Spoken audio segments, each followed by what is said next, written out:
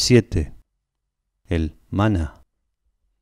Lo insólito y lo extraordinario son epifanías azorantes, indican la presencia de algo distinto de lo natural, la presencia o al menos la llamada, en el sentido de predestinación, de ese algo distinto. Un animal ingenioso, al igual que un objeto nuevo o un hecho monstruoso, se singulariza de forma tan clara como un individuo extraordinariamente feo, muy nervioso o aislado del resto de la comunidad por un estigma cualquiera, natural o adquirido de resultas de una ceremonia realizada con el fin de designar al elegido. Los ejemplos nos ayudarán a comprender el concepto melanesio de mana, de los que algunos autores han creído que pueden derivarse todos los fenómenos religiosos. El mana es para los melanesios la fuerza misteriosa y activa que poseen ciertos individuos y generalmente las almas de los muertos y todos los espíritus. El acto grandioso de la creación cósmica no ha sido posible más que por el mana de la divinidad. También el jefe del clan posee el mana. Los ingleses pudieron someter a los maoríes porque su mana era más fuerte.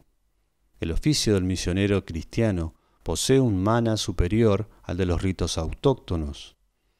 También las letrinas, sin embargo, tienen su mana, en virtud del carácter de receptáculo de fuerza que poseen los cuerpos humanos y también los excrementos.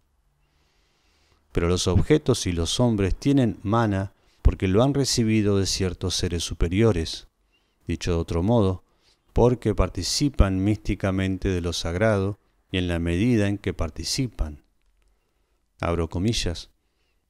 Si observamos que una piedra encierra una fuerza excepcional, es porque algún espíritu se ha asociado a ella. El hueso de un muerto tiene mana porque el alma del muerto está en él. Un individuo cualquiera puede estar en tan estrecha relación con un espíritu o con el alma de un muerto que puede poseer el mana en sí mismo y utilizarlo a su antojo. Cierro comillas. Es una fuerza cualitativamente distinta a las fuerzas físicas, de ahí que se ejerza de una manera arbitraria.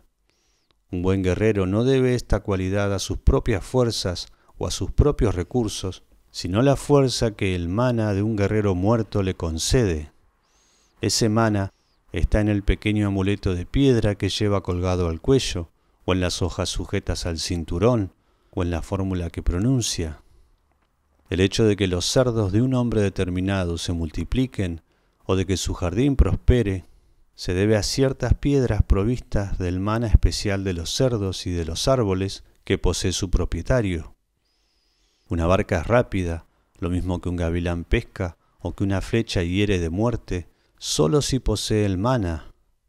Todo lo que es, por excelencia, posee mana, es decir, todo lo que se presenta al hombre como eficaz, dinámico, creador, perfecto. Frente a las teorías de Taylor y su escuela, que creen que la primera fase de la religión no puede ser sino el animismo, el antropólogo inglés R. Marett considera esta creencia en la existencia de una fuerza impersonal como una fase preanimista de la religión. Nos abstendremos de precisar por el momento en qué medida puede hablarse de una primera fase de la religión. Tampoco analizaremos si la identificación de esta fase primordial equivale a descubrir los orígenes de la religión. Hemos citado algunos ejemplos del mana únicamente para esclarecer la dialéctica de las cratofanías y de las hierofanías en el plano más elemental. Conviene precisar que el más elemental no quiere decir en manera alguna el más primitivo desde el punto de vista psicológico, ni el más antiguo en el sentido cronológico. El nivel elemental representa una modalidad simple, transparente de la hierofanía. Los ejemplos citados han ilustrado suficientemente cómo una cratofanía o una hierofanía singularizan un objeto con respecto a los demás por el hecho de ser insólito, extraordinario o nuevo. Hagamos notar, sin embargo, 1. Que la noción de mana, aunque se encuentra también en las religiones que está fuera del círculo melanesio, no es una noción universal y por tanto nos resulta difícil admitir que represente la primera fase de toda religión. 2. Que es una inexactitud considerar el mana como una fuerza impersonal. Hay, en efecto, otros pueblos distintos del melanesio que conocen una fuerza de esa clase, capaz de hacer a las cosas poderosas, reales en el sentido pleno del vocablo. Los Sioux llaman a esa fuerza Wakan. Circula por el cosmos entero, pero no se manifiesta más que en los fenómenos extraordinarios, como el sol, la luna, el trueno, el viento, etc., y en las personalidades fuertes, el hechicero, el misionero cristiano, los seres míticos y legendarios, etc. Los iroqueses emplean el término orenda para designar la misma noción. Una tempestad tiene orenda. El orenda de un pájaro difícil de cazar es muy sutil. Un hombre enfurecido está dominado por su orenda, etc.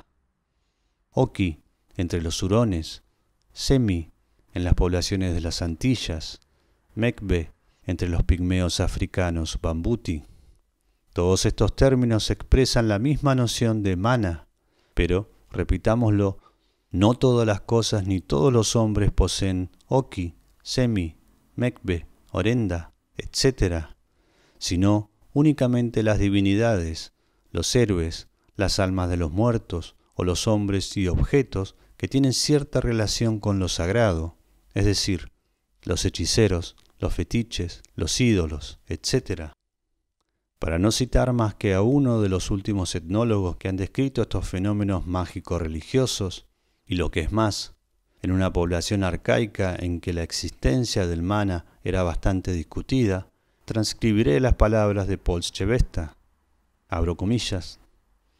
El Mekbe está en todas partes, pero su poder no se manifiesta en todas partes con la misma intensidad ni bajo el mismo aspecto. Algunos animales lo poseen en abundancia. Los humanos tienen unos más y otros menos Mekbe. Los hombres habilidosos se distinguen precisamente por la abundancia de Mekbe que han acumulado. También los hechiceros son ricos en Mekbe. Esta fuerza parece estar vinculada al alma sombra y destinada a desaparecer con ella en el momento de la muerte, sea que emigre a otro individuo, sea que se metamorfosee en el tótem. Cierro comillas. Aunque ciertos eruditos hayan añadido a esta lista algunos términos más, como el Ngai de los Masái, el Andriamanita de los Malgayes, el Petara de los Dayaks, etc., y aunque se haya intentado interpretar en este mismo sentido el indio Brahman, el iranio Xvarená, el romano Imperium, el nórdico Haminja, la noción de mana no es universal. El mana no aparece en todas las religiones, y aun en aquellas en que aparece, no es ni la única ni la más antigua forma religiosa. Abro comillas. El mana no es de manera alguna universal y por consiguiente, tomarlo como base para construir una teoría general de la religión primitiva es no solo erróneo, sino además falaz. Cierro comillas. Más aún, entre las distintas formas, mana, wakan, orenda, etc., hay si no diferencias tajantes, sí por lo menos matices que muchas veces se descuidaron demasiado en los primeros estudios. Así, por ejemplo, el americanista Paul Radin, analizando las conclusiones sacadas por W. Jones, la señorita Fletcher y Hewitt de sus investigaciones acerca del Wakanda y el manito de los Sioux y los algonquinos, hace notar que esos términos significan sagrado, extraño, importante, maravilloso, extraordinario, fuerte, pero sin envolver la menor idea de fuerza inherente. Cierro comillas. Ahora bien, Maret, y no ha sido el único, ha creído que el mana representa una fuerza impersonal, a pesar de que Codrington había ya llamado la atención sobre el hecho de que esa fuerza, aunque impersonal en sí misma, está siempre vinculada a una persona que la dirige. Ningún hombre tiene por sí mismo esta fuerza. Todo lo que hace lo hace con ayuda de seres personales, espíritus de la naturaleza o de los antepasados. Investigaciones recientes han venido a precisar estas distinciones establecidas por Codrington. ¿Cómo puede ser impersonal si está siempre vinculado a los seres personales?, se pregunta irónicamente Hockart. En Guadalcanal y en Malaita, por ejemplo, poseen el Nanama exclusivamente los espíritus y las almas de los muertos, aunque éstos puedan utilizar esa fuerza en provecho de los hombres. Un hombre podrá trabajar duramente, pero jamás llegará a ser rico como no obtenga que los espíritus lo aprueben y ejerzan su poder en favor suyo. Todos los esfuerzos van encaminados a conseguir el favor de los espíritus, de suerte que el mana esté siempre disponible. Los sacrificios son el método más corriente para granjearle su aprobación, pero hay otras ceremonias que se supone también que les son agradables. Radin, a su vez, hacía notar que los indios no ponen personal a impersonal, corpóreo a incorpóreo, abro comillas. Parecen atender, ante todo, a la cuestión de la existencia real y todo lo que puede aprehenderse por los sentidos, todo lo que puede ser pensado, vivido o soñado, existe, cierro comillas.